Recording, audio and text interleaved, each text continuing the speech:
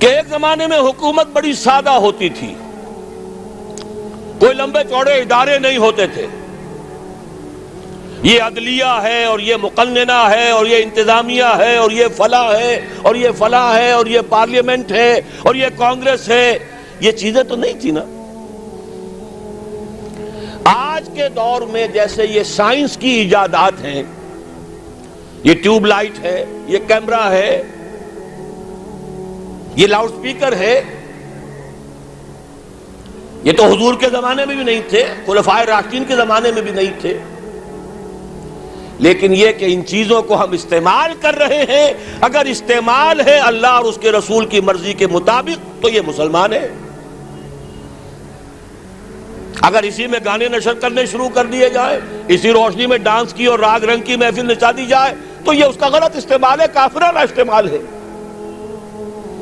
اسی طریقے سے سمجھ لیجئے حکومت اور ریاست کے جو ادارے وجود میں آ چکے ہیں، ان اداروں میں سے جو شے اسلام کے خلاف نہ ہو وہ لے کر صرف 3 چیزیں شامل کر دی جائیں تو خلافت بن جائے گی۔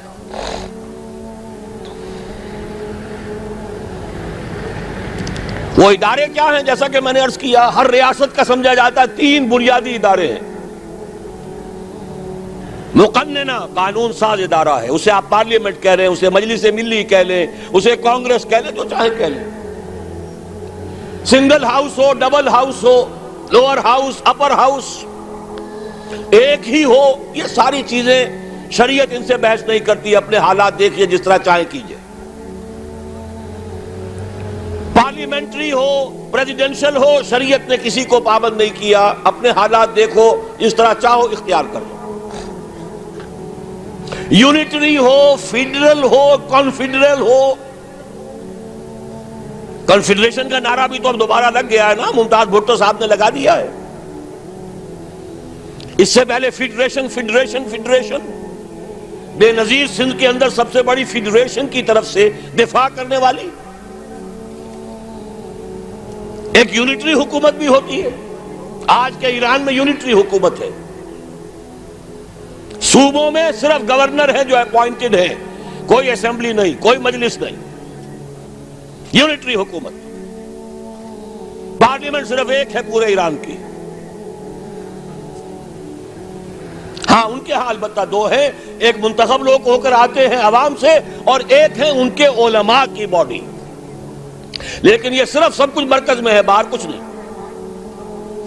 تو میری باتیں نوٹ کر لیجئے، 3 بنیادی ادارے، مقننہ، عدلیہ، انتظامیہ، 3 بنیادی صورتیں، unitary form of government, federal form of government, confederal form of government, اور پارلیمانی یا صدارتی نظام۔ ان تمام چیزوں کو شریعت نے کہا ہے کہ مباح ہے، جدھر سے چاہو استعمال کرو۔ البتہ ایک بات ہے، وہ میری ذاتی رائے ہے، اس میں مجھے کوئی اور اختلاف کر سکتا ہے۔ وہ میری رائے یہ ہے کہ مغرب میں جو ارتقاء ہوا ہے ریاست کے اداروں کا، ہر ارتقاء کا ایک کلائمیکس ہوتا ہے، ایک انتہا ہے اس کی۔ اس کا کلائمیکس میرے نزدیک امریکہ کا صدارتی نظام ہے۔ وہ میں بعد میں عرض کروں گا اس کا سبب کیا ہے۔ میرے نزدیک امریکہ کا جو پورا کانسٹیٹیوشن ہے، 3 چیزیں شامل کر دیجئے وہ خلافت بن جائے گا۔ پہلی چیز، اللہ کی حاکمیت طے کر دیا جائے، چاہے دستور کی پہلی دفعہ یہی ہو کہ اس ملک کا نام یونائٹڈ اسٹیٹس آف امریکہ ہے، یا ہم کہیں اس ملک کا نام پاکستان ہے، وغیرہ وغیرہ، لیکن جو بنیادی بات ہوگی، یہاں حاکمیت اللہ کی ہے، انسانوں کی نہیں۔ ڈیوائن ساورنٹی، سروری زیبا فقط اس ذات بے ہمتا کو ہے، حکمراں ہے ایک وہی، باقی بتانے آزری۔ الحمدللہ پاکستان میں یہ چیز پہلے سے طے ہو چکی۔ مولانا مودودی مطالبہ لے کر کھڑے ہوئے، مولانا شبیر احمد عثمانی نے ان کا ساتھ دیا، اور خان لیاقت علی خان کے ہاتھوں قرارداد مقاصد پاس ہو گئی 12 مارچ 1949 کو۔ حاکمیت اللہ کی پہلی شرط پوری ہو گئی، دوسری شرط ابھی تک پوری نہیں ہو رہی، ہڈی پھنس جاتی ہے بار بار۔ دوسری دفعہ یہ ہونی چاہیے، یا تیسری کہہ لیجئے، لیکن میں جو گنتی بتا رہا ہوں 3 چیزیں، ان میں دوسری یہ طے ہو جائے، اعلان کر دیا جائے یہاں کوئی قانون کسی بھی سطح پر، صوبائی ہو، مرکزی ہو، میونسپل کمیٹی کا ہو، کاؤنٹی کا ہو، ڈسٹرکٹ بورڈ کا ہو، کسی ادارے کا ہو، کسی انجمن کا ہو، کوئی قانون سازی کتاب و سنت کے منافی نہیں ہو سکتی۔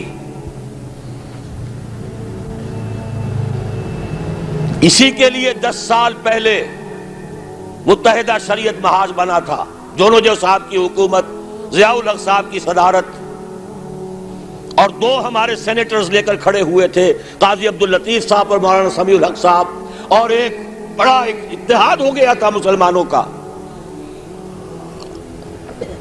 میں بھی اپنی چھوٹی سی تنظیم کے ساتھ، من نیز حاضر بھی شوم، تفسیر قرآن در بغل، میں بھی شریک تھا۔ بہرحال وہ بیل منڈے نہیں چڑھ سکی۔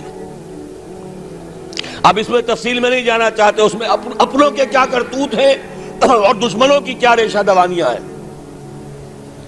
اس کے بعد پھر وہ بل پاس ہوا،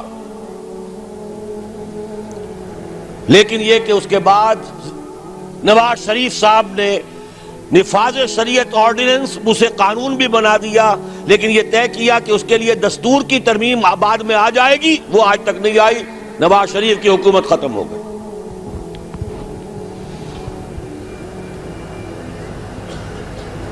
دوسری شرط، کسی بھی سطح پر کوئی قانون سازی کتاب و سنت کے منافی نہیں ہو سکتی۔ تیسری شرط، مخلوط قومیت کی نفی۔ اس ریاست کا مکمل شہری صرف مسلمان ہے۔ میں نے ڈیفینیشن میں کہا تھا، اللہ کی حاکمیت کے تحت مسلمانوں کی حکومت۔ جو اللہ کو نہیں مانتا، رسول کو نہیں مانتا، ان کے جان اور مال اور عزت کی حفاظت کی جائے گی۔ انہیں مذہبی آزادی حاصل ہے، مندر ہو، چرچ ہو، سینیگاگ ہو، جاؤ جس کو چاہو پوجو، پرسنل لا اپنا جو چاہو اس کے مطابق شادیاں کرو، تمہاری وراثت بھی اسی کے مطابق ہو جائے، اپنی اولاد کو، اپنی آئندہ نسل کو اپنا مذہب سکھاؤ، پڑھاؤ، لیکن 2 چیزوں میں تم شریک نہیں ہو سکتے۔ نمبر 1، قانون ساز ادارے کے رکن نہیں بن سکتے، اس لیے کہ قانون سازی کا منبع قرآن و سنت ہے، تم نہ قرآن کو مانتے ہو نہ سنت کو مانتے ہو۔